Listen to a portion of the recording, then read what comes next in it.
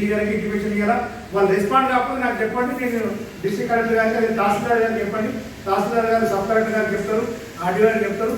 కాబట్టి మనం అన్ని డిపార్ట్మెంట్స్, ఇటు పంచాయతీరాజ్ శాఖ, అటు రెవెన్యూ శాఖ, అదేవిధంగా మన మిషన్ వైర్కి సంబంధించిన ఇంజనీరింగ్ సంబంధించిన సిబ్బంది, అదేవిధంగా అన్ని పంచాయత్ సెక్రటరీలు, గౌరవ సర్పంచులు, అక్కడ ఉప సర్పంచ్ గారు, వార్డు సభ్యులు, తర్వాత కారోబార్లు, ఫీల్డ్ అసిస్టెంట్లు, మేట్లు, అందరు సిబ్బంది, అంగన్వాడీ టీచర్లు, ఆశా కార్యకర్తలు అందరూ కూడా క్షేత్రస్థాయిలో ఈ భారీ వర్షాల నేపథ్యంలో అలర్ట్ ఉండాలా, సురక్షిత ప్రాంతాలు ప్రజలు తప్పించాలా, బీటాప్ టామ్ చేయాలా.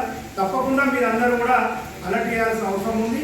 అందరినీ కూడా మీరు సర్పంచ్ గారు ముందుండి తిరిగితే సెక్రటరీ తిరుగుతాడు, జీపీఓ తిరుగుతాడు, తర్వాత అక్కడ కారోబార్ తిరుగుతాడు, మేడ్ తిరుగుతాడు.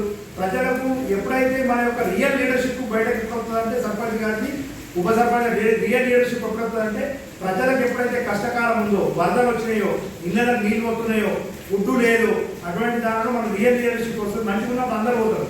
కాబట్టి మీరు కంటిన్యూస్గా వర్షాలు పడుతున్నాయి కాబట్టి మీ చెరువును, మీ గుంటను, మీ వాగును, మీ అన్నీ కూడా మీరు అలర్ట్గా ఉండాలా. మీ చేపలు పట్టే ప్రతి ఒక్క ప్రాణం, అన్నిటికన్నా నష్టమయ్యేది హ్యూమన్ లాస్ అనేది చాలా ఇబ్బందికర పరిస్థితి. కాబట్టి వరదలు ఒకవేళ వచ్చినప్పుడు కూడా గ్రామ పంచాయతీ ఈ రోపును, పెద్ద తాళం కొనుక్కోవాలి.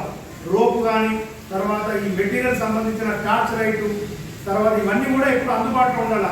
అదేవిధంగా గజ ఈతగాల యొక్క పేర్లు, ఒకవేళ ఎక్కడన్నా వరదలు ఎవరైనా కొట్టుకపోయినా కానీ, చెరువులు తెగినా కానీ, గజ ఈతగాల యొక్క ఫోన్ నెంబర్లు కూడా చేసి అవసరమైతే వాళ్ళని కూడా సిద్ధం చేయాలి. కాబట్టి మీ అందరూ కూడా నేను చెప్పిన అంశాలకు తహసీల్దార్ గారు కూడా మాట్లాడతారు. తహసీల్దార్ గారి తర్వాత ఈ మిగతా డిపార్ట్మెంట్ సంబంధించిన ఆఫీసర్